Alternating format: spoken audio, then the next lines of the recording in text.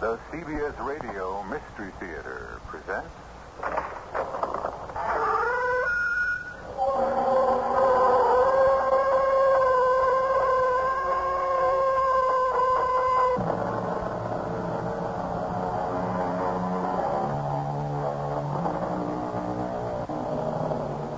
Come in. Welcome. I'm E.G. Marshall. Many of you may not be familiar with the writings of William Austin, since his main claim to fame is that he was the forerunner of the famous Nathaniel Hawthorne. But it is as sad in a way as this haunting tale I bring you that he should have been so overshadowed by his famous antecedent.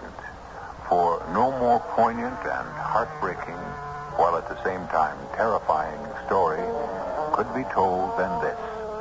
The American version of the wandering Jew, condemned and outcast, and the small, shivering, fever-racked child with the sad brown eyes innocently doomed to share his exile with him forever. In his lightning flash, do you see? My eyes are dazzled. What should I be seeing? There, in the center of the cloud. What? An open carriage, drawn by a fierce black horse, and the child clinging in terror to the man. There he goes, the storm breather.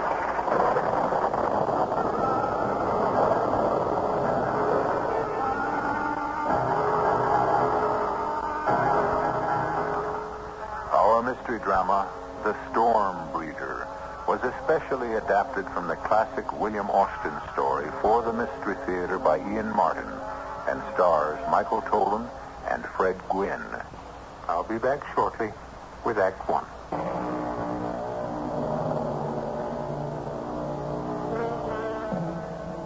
For the strange, weird, unforgettable fragment of American history brought to you here, we are indebted, according to William Austin, to one Jonathan Dunwell of New York.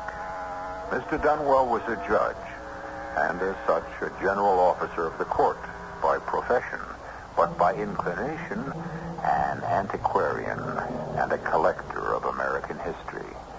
It is his manuscript we bring to life. In the summer of 1820, business called me to Boston.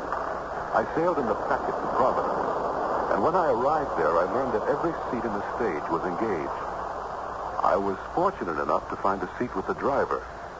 It being a pleasant night and he quite intelligent, we were chatting pleasantly when all of a sudden the horses drew their ears on their necks flat as a hare's. And the whole business of Peter Rugg began. What's the matter with the horses? Have you a shirt, too, with you? Well, I need no overcoat. My jacket is enough. You'll need one soon. You see the horse's ears? Well, as a matter of fact, yes. I was just about to ask why. They see the storm breather. The who? You'll find out, sir. Keep your eyes ahead. I am. The road seems empty, and the weather is lovely, not a cloud in the sky. But you will see him soon. The weather that follows will blot out the sun. Are you pulling my leg, driver? I wish I were, Mr. Dunwell, sir. Dear sir, wind this blanket about you. But the sun is shining, and Listen to what I say. Protect yourself as much as you can.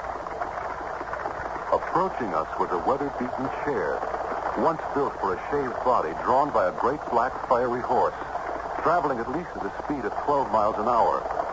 Seated in it were a child and a man, who glanced at us as he passed in such dejection of spirit and hopelessness that my heart seemed to suspend beating momentarily. In the moment that he passed us, our horse's ears sprang forward and bent so that they nearly met. Who was that man? Nobody knows. And the child? Nor her. Though both are familiar to me. I must have passed them more than 100 times on near as many routes. Without ever exchanging a word? Not a word. In the beginning, he used to stop and inquire the way to Boston, even when he was traveling directly away from the town. But Since he never seemed to follow my directions, I have ceased communication with him. So that was the reason for the strange, fixed look he turned on you. It could be. And now he's gone. Disappeared as if neither he nor that frail, shivering child had ever been. Does he never stop anywhere? Never longer than to inquire the way to Boston. I see no signs of this promised storm. Look in the direction from which the man came. The storm follows him. By gad, you're right.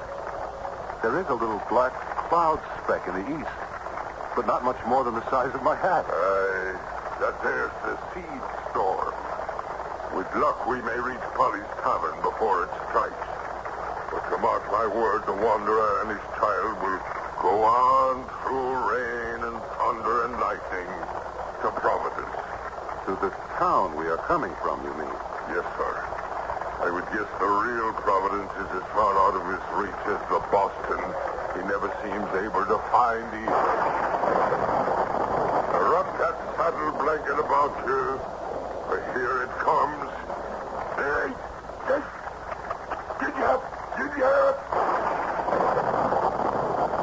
Mark you in his lightning flash. Do you see? My eyes are dazzled. What do you mean? Watch as it comes again. There! In the center of the cloud. What? Don't you see? An open carriage drawn by a black horse and the child clinging in terror to the man. Now look. Do you see? I see nothing but the lightning and the boiling blackness of the cloud. No matter, perhaps as well for you. Now hold fast. We go full out. Hurry! Get up! Move then! Move!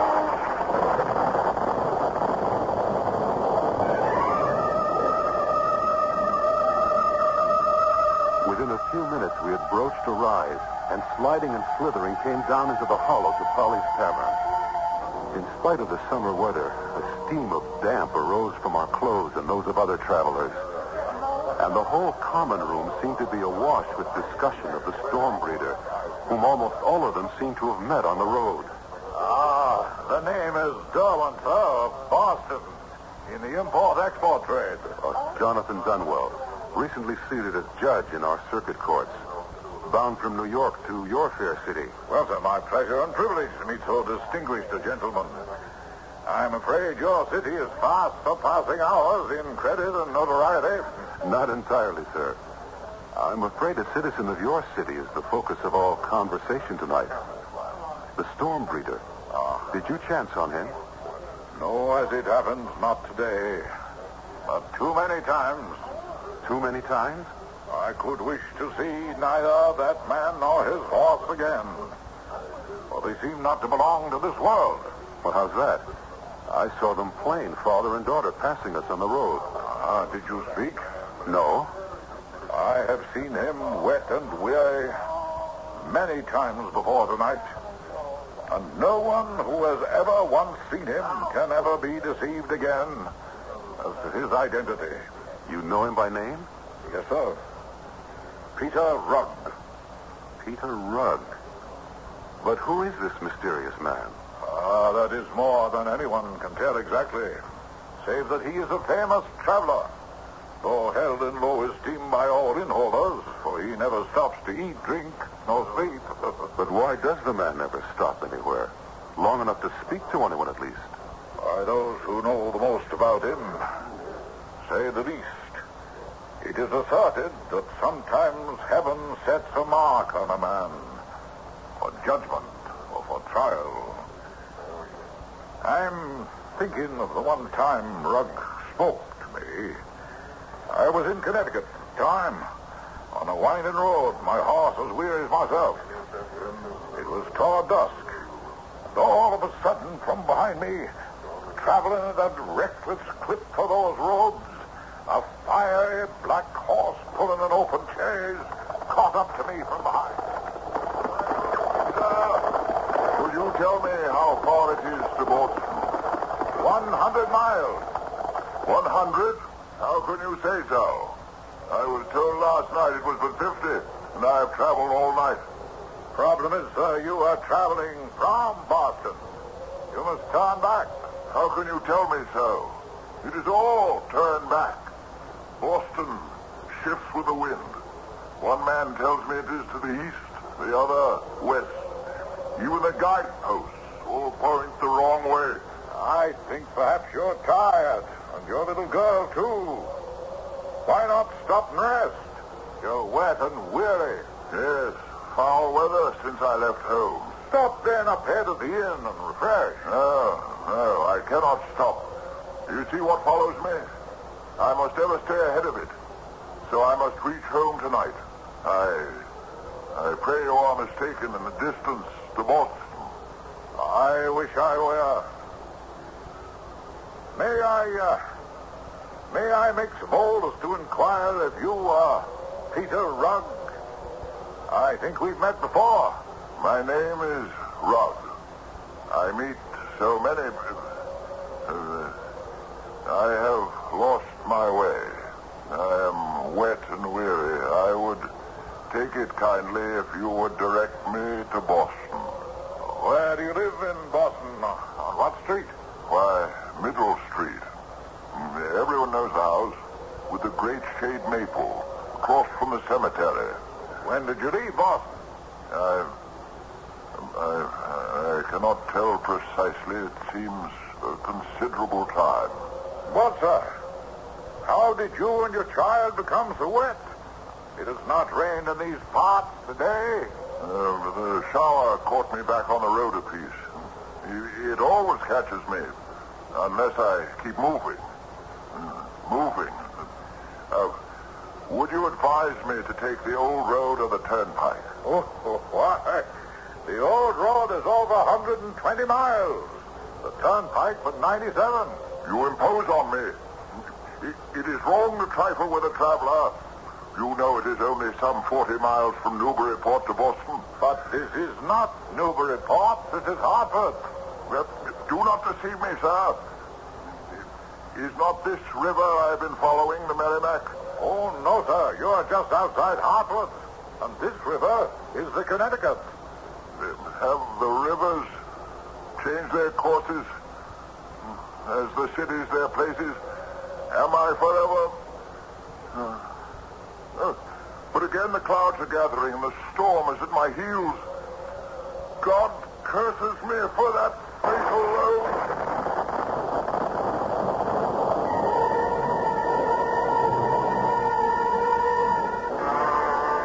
He would talk no longer. His impatient horse leaped off, his flanks rising like wings. That's the last time I saw the ill-fated Mr. Rugg. Amazing. But you say he gave his address as Middle Street. That is correct, Mr. I should say Judge Dunwell. The house with the great maple shade tree across from the cemetery. So he said. Do you know Boston well enough to locate him? Oh, no, sir. And my business seldom carries me that way. But mine does. I think for curiosity's sake I must go to Peter Rugg's home and try to find out why it is so difficult to return to. 20 years, you said, you've been seeing him on the road. Oh, all of that. And the last was the only time we spoke. I should like to meet the man face to face. If for no other reason than to find a better fate for that little girl long since turned woman. When I get to Boston, I shall make it my first order of business. Which is exactly what I did. It was not easy, for the maps were inaccurate, and there was more than one Middle Street. But finally I found it. The great tree smothering the house so that it lay in a shadowy gloom. The paint was peeling. The windows cracked and cobweb-ridden. But the path to the door was cleared, and I was sure that someone or something still lived there. It was with a strange trepidation I walked through the weeds and lifted the heavy knocker. At last, with a deep breath, I let it fall.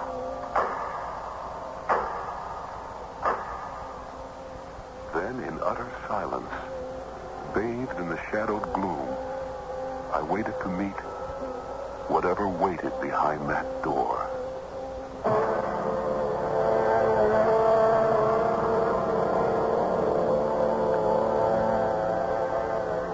The house abandoned by its master for countless years. Is it possible that any evidence of him has remained, or his family? Does some heartbroken woman still wait for that lost child, or even for the storm breeder himself? Who and what is Peter Rugg? Phantom, or reality, or legend? We shall have to await those answers with Judge Dunwell until I return shortly with Act Two.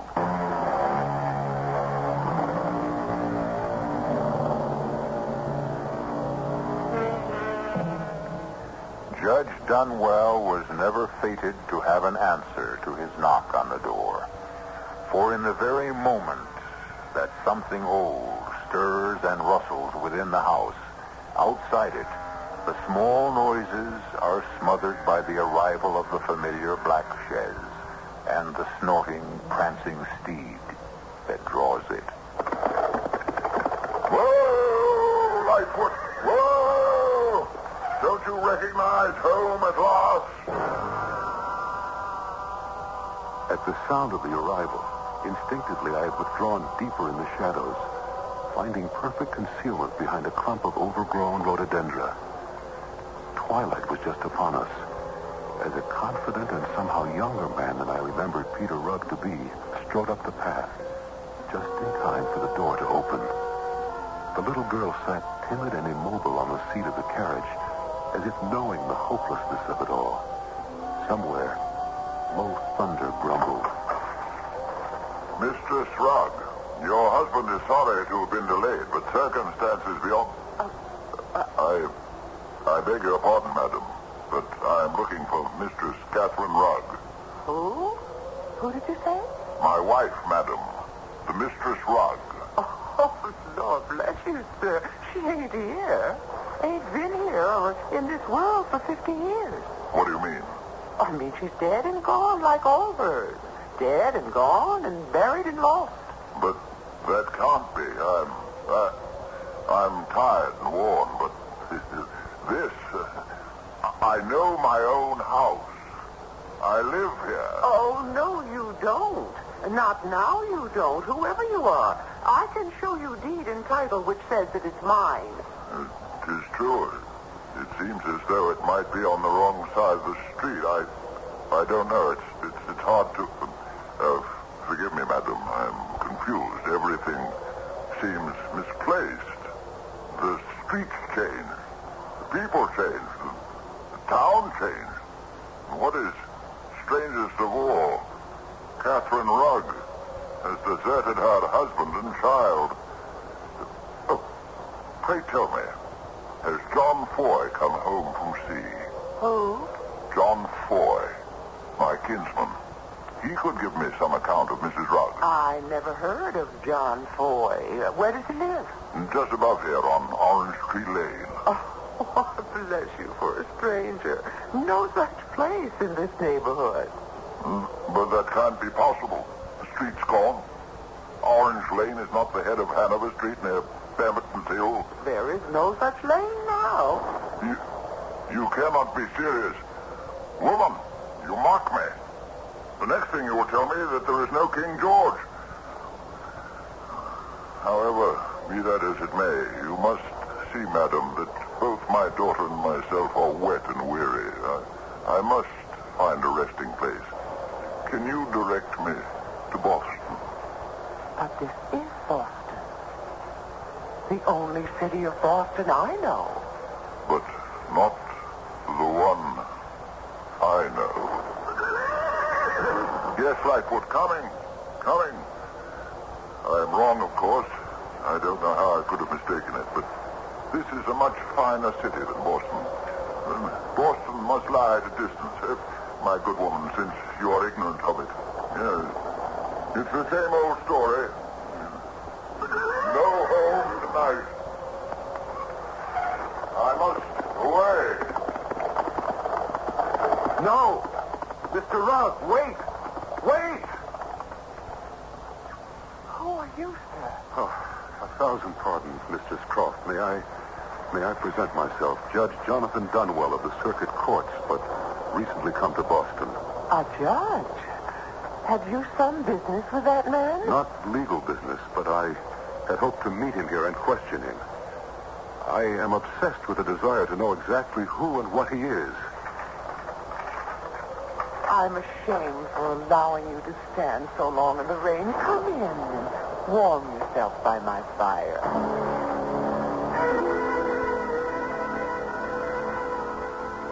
May I offer you some more sherry, Your Worship? No. You are more than kind to have given me what I have against the chill.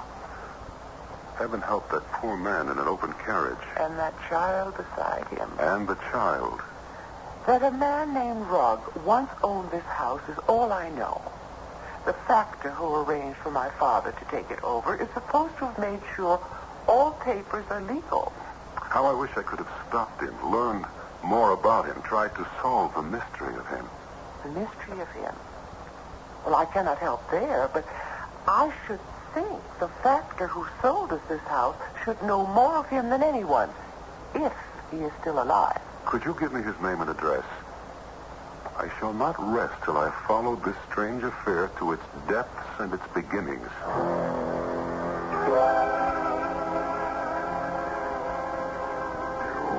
You understand the hour is late, Judge. Yes, I do indeed, Mr. Felt.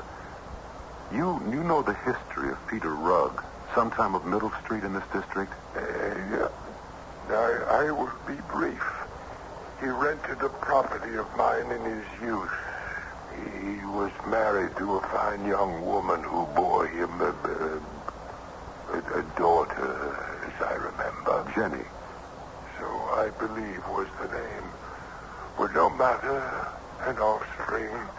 And then without so much as a by your leave, he ran off with the child, leaving the wife to die, as I believe or remember.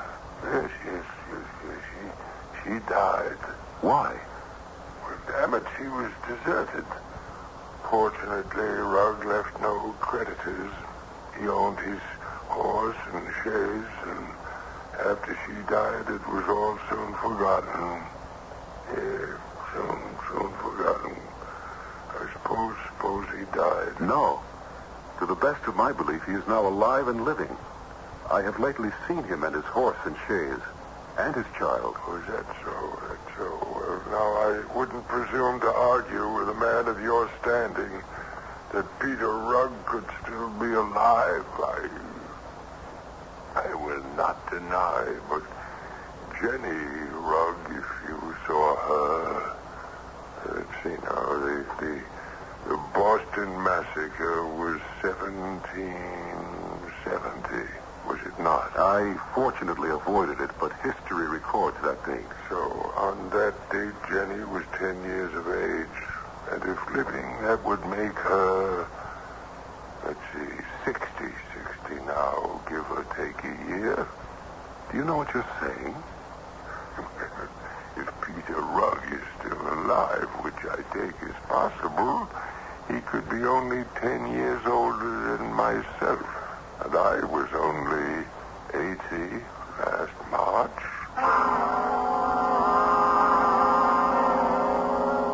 It was obvious that Mr. Felt was in his dotage. So despairing of gaining any further intelligence from him, I returned to my lodgings at the Marlborough Hotel. If Peter Rugg, I thought to myself, has been traveling since the Boston Massacre, there is no reason I can see now that he shouldn't travel to the end of time.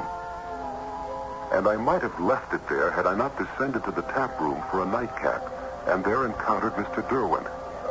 I ran up against a man whose grandfather knew our elusive friend, Mr. Rugg, and can now tell you the whole story, such as it is.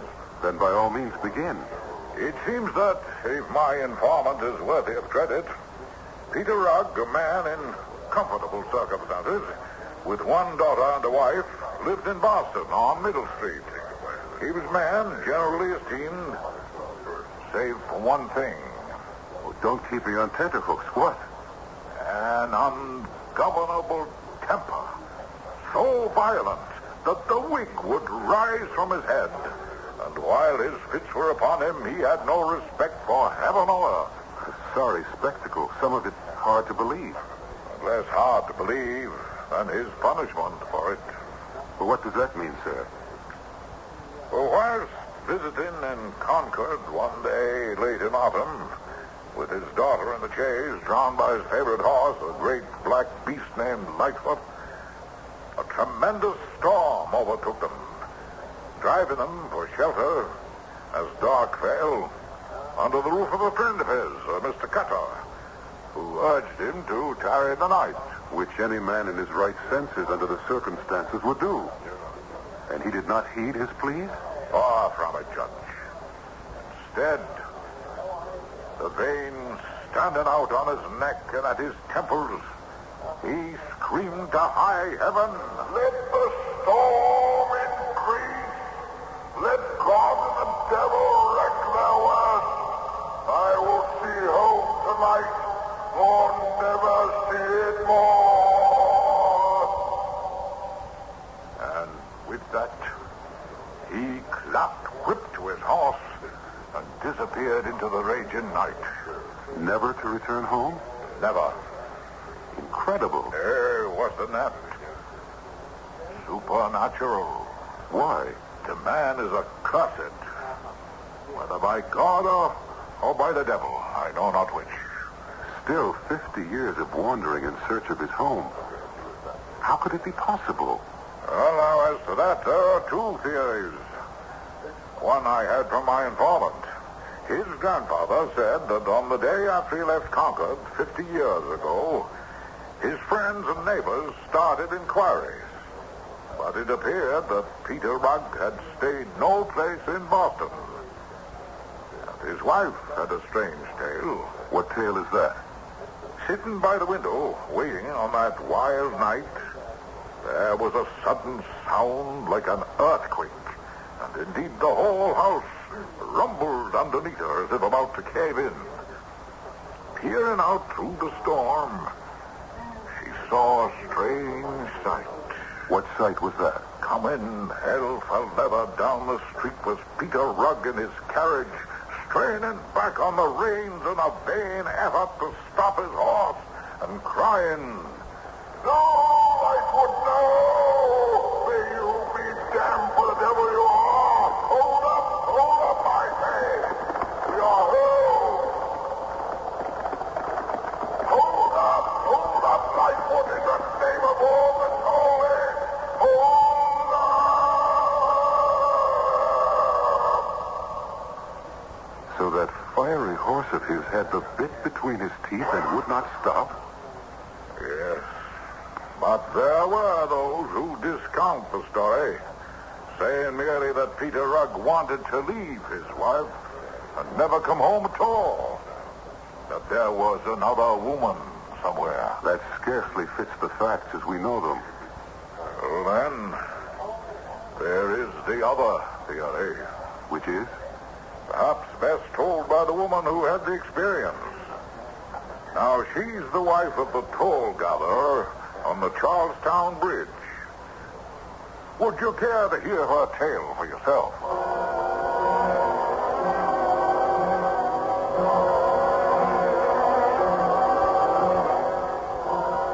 Well, sirs, it's many years ago by now. My old man has gone to his rest. Lord save him who could spare me out. In those days, we were both young and spry, and many's the evening I used to keep him company here at the toll gate. Those days were when? Oh, nigh under 50 years ago. Well, I'm sorry to have interrupted. Go on with your story. But I remembered how annoyed Ethan was by this big black horse and the chaise and the man and the little girl. Used to tell me how they continually were in contempt of the rates crossing the bridge without stopping or paying. And were they always followed by bad weather? Why, bless you, sir, that is the truth. My Ian used to say they brought bad luck. And you say you saw them? One evening we heard them thundering up, and I said, This time, they ain't gonna take it out on you, Ethan. You're too easygoing. So when he called them to halt and they kept on, I had grabbed up a three-legged stool. Heavy it was, but I was young and strong, and I hurled it square into the horse's belly. And tell the judge what happened then. It passed right through that horse as if it were a shatter. He never even broke stride as the stool went skipping across the bridge. No, sir. That was a haunt. A ghost rider with bad luck right in the dust of his wheels. So, Judge Dunwell, what is your judgment? I don't know. Neither explanation fits the pattern of my mind. And I have a feeling that I am not yet done with Peter Rugg, nor will be till his fate is truly revealed to me.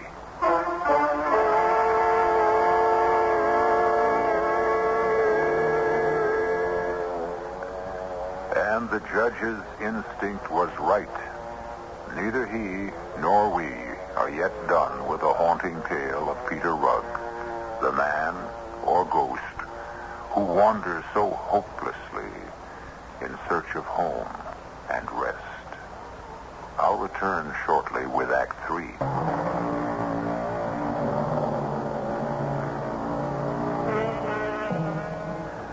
It was to be 5 years before Peter Rugg's and Judge Dunwell's paths crossed again. For some time, the judge had tried to track down the sometimes elusive person or legend, whichever he was. Then, being only human, Peter Rugg had almost passed from his mind until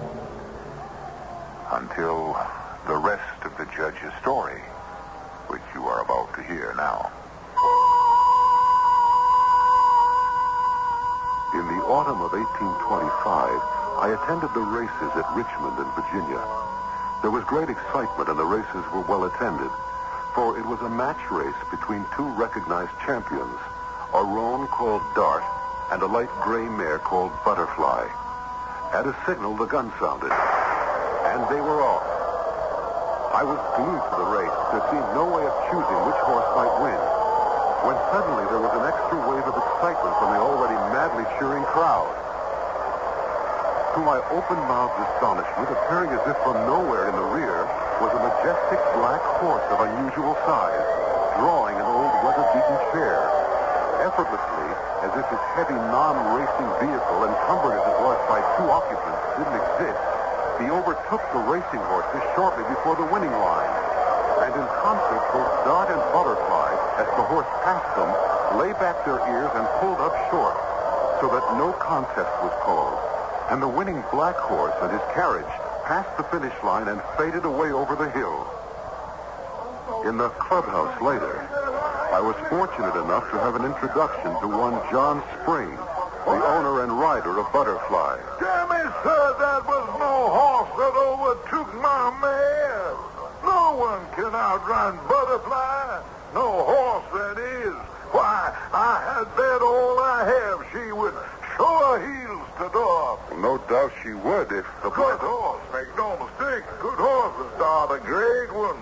But not to outrun my Butterfly. That ox or whatever animal it was that frightened off our horses, why, that makes no contest, sir. No contest. And yet it looked like a horse. In no fashion, sir. Nor was it. In no fashion. And that I can prove. How is that, Mr. Spring? By my own observation and countless others, sir.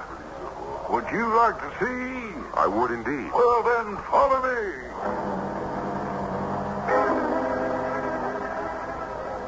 Now, you remember, just about here, both of them pulled up and let that interloper go by and disappear. Yes, the view is unfamiliar from this point, but I do remember it was shortly before the finish line. Exactly, sir. Both horses have to pull them up, walk deliberately to this spot of soft ground. Butterfly dropped her head and then lifted it, wickering and fried. And Dot followed by doing the same, and snorting in a sort of anger. So all of us looked to what they had examined. See you them there for yourself, Judge. I was looking at the hoof marks of the black horse which had carried on to the finish line and beyond. Horse? From the evidence of my eyes from the stands, yes. From the same evidence as I looked at the soft ground, Mr. Spring's strange claim had real validity.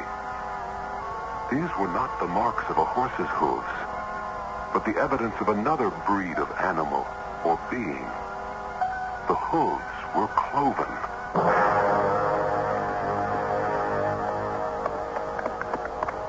Judge Dunwell. Mr. Derwent, your business takes you far afield. In the nature of things. Not like what happened today at the races. You saw? Oh, yes. I was stunned, weren't you? I thought Peter Rugg had vanished. Oh, no, not either. In the years since we met, I have come across him time and again, and gotten soaked to the skin because of him. In New Hampshire, Connecticut, Massachusetts, and the last time, but shortly, in Delaware. Have you spoken? The last time only. Tell me, if you will, what took place. Well, sir, on his approach, he checked his horse with some difficulty. A more beautiful horse I'd never seen. Sir, your face seems familiar. Perhaps I may engage your help. If you are, as maybe, traveling to Boston, I should be glad to accompany you, for I have lost my way. My little girl here is weary, and I must reach home tonight. That would be impossible, sir. For you are in Concord, in the county of Sussex, which is in the state of Delaware. But Concord, that is only 20 miles from Boston, and my horse Lightfoot could carry me to the Charlestown ferry in less than 2 hours. You mistake, sir. You are a stranger here. I am well acquainted with Concord, and this town is nothing like it. Because this is Concord in the state of Delaware. Huh? What do you mean by state? Why, one of the United States, man. States? Do you mock me? Because my heritage is Dutch? Now, I know well I am not in Holland. As a gentleman, I beg you not to mislead me. Tell me, quickly, for pity's sake, before my horse swallows its bit, he is so starved, set me on the right road for Boston. If I could, and I did, it would be 500 miles from here. 500 miles, you say? Nay, I will listen no more. This beats the Connecticut River. Get up, Lightfoot, get up!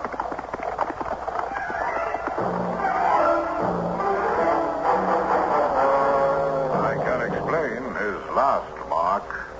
I met him, as you may remember, outside Hartford, when he persisted in mistaking the Connecticut River for the Charles. So our wandering homeseeker is still abroad. Man or spirit, I shall not rest until he can. But how to help him? The courts were closed until the winter session. It seemed to me that the judgment on Peter Rugg was too great, too inhumane, too unreasonable for the extent of his small crime. I made it my business, wholly for once, to try to catch him again. But I always seemed fated to be just too late. At the toll gate on the turnpike between Alexandria and Middleburg, he had passed and paid no toll. But the toll gatherer was grateful, for he brought rain behind him to relieve a drought. Back in Virginia at the toll bridge, an irate gatekeeper told me that, annoyed by the number of times Rugg had passed that way refusing to pay, he had stood in the way of the vehicle, and it had passed right through him or over him without so much as touching him. On the ferry boat across the Hudson, a Mr. Hardy who collected fares showed me a fare that a man had given him insisting it was 30 shillings. It might have been once. It was a half-crown, coined by the British Parliament, dated 1649. Then I knew I had caught up with Peter Rugg again at last. I found him in his rig at the bow of the boat. Greetings, Mr. Rugg. Huh? Oh, yes. You seem familiar, sir. Judge Dunwell. We have met on the road before. That could be possible, sir. May I say that since you are a stranger here, my house is your home. Dame Rugg will be happy to see her husband's friend. Step into my chair, sir, if you will. Move over, Jenny. For the great man. We shall be in Middle Street very shortly. For many reasons, I will take advantage of your kind invitation. I sneaked a glance at my companions. Both were dressed in incredibly old-fashioned garments of fine cloth, but showing great wear. Rugg himself, at least in the face, was little more than skin drawn over the skull and cheekbones. Jenny was so bundled up she suggested only to my sad and horrified eye what her wizened, dried-out face proclaimed. A small Egyptian mummy. Only Lightfoot looked bigger, sleeker, and more magnificent than ever. This is not Boston, sir. Then mayhap it is New York. How can it be New York, sir, when that place is 200 and more miles from Boston? But I thought I was home. Mr. Rudd, look to the west. Only the size of a blackberry now, but that looks like an angry storm on our trail. Ah, it is in vain to escape. I know that cloud. It brings new wrath to spend on my head. Go now, kind stranger, whoever you are. Leave me to my fate. No, not this time, Peter Rugg. Give me the reins. This time perhaps we can outrun the storm. I took them from his slack hand, sliding over him and pushing him back to huddle with his daughter. And it needed only one flick to send that strange horse on his way like the wind. As we careened around the first corner, I noticed that his front hooves had been split on some hard road somewhere, but were healing. So Mr. Spring had been at least half right about the cloven hooves. I remembered little of that nightmare ride for Boston, how many days passed, where we stayed or ate or slept. I only know that no matter how fast we traveled, that mushrooming black cloud stayed on our heels every step of the way. And then at last, we were in Boston, on Middle Street. A crowd was gathered. The great elm still stood, although barren now of leaves, fire-blackened. And all that remained of the house was a heap of rubble. All else burnt to the ground, as I knew it to be, for the fire had taken place 2 years before. You men of the North End, this is holy ground. The city needs this land, and let not the name of Peter Rugg dampen your ardor. No! I hold renting title to this place. No, hush, Mr. Rugg. Listen for a moment longer. Let no man try to tell you that Peter Rugg is long since dead and gone to his reward. Let not legislators seek the right and title to this land, which is free and clear. But how can this be? Who has burned my house to the ground? And who are all these strange people? I thought I knew every man in Boston, but I do not recollect at this moment that I ever saw one of these. Who are these strangers? Listen to me, Peter Rugg. The only stranger here is you. You have suffered many years under an illusion. Look behind. The cloud, the storm. Your nemesis is gathering.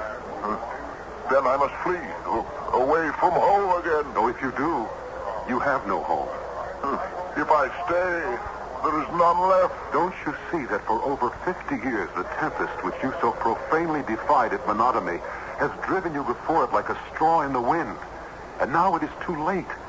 Your wife, your house, and all your neighbors have disappeared. You have no home left here. You've been cut off from one age, and you can never be fitted to the present. You can never have another home again in this world, you or your daughter, unless... Yes, Quickly, for the storm is almost upon us. Unless what? Unless you stop fleeing it. Let it catch up with you and perhaps pass you by. Then mayhap at long last you can find rest. Oh, rest. Sweet, blessed rest. Oh, my Father, forgive me. And take me and Jenny home.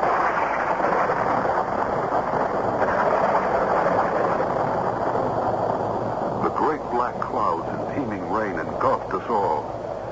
My last view of Peter Rugg was standing with his arm about his daughter, his face lifted to the rain. And wonder of wonders, at last the child's head, too, was lifted. In the intensity of it, they were lost. And suddenly the storm passed. For a moment, in its last fringe, I saw the two of them, eyes on heaven. And then, as if they had never been, chaise, horse, harness, father and daughter were gone.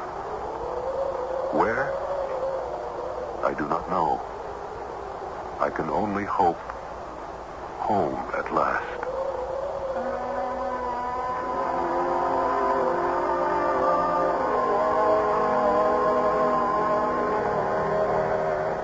Judge Dunwell lived out a long and fruitful life, dying quietly in his bed one night. We do not know what his last thoughts were, but certainly one of them must have been that in all the last 40 years of his life, he never again met or heard of Peter Rugg.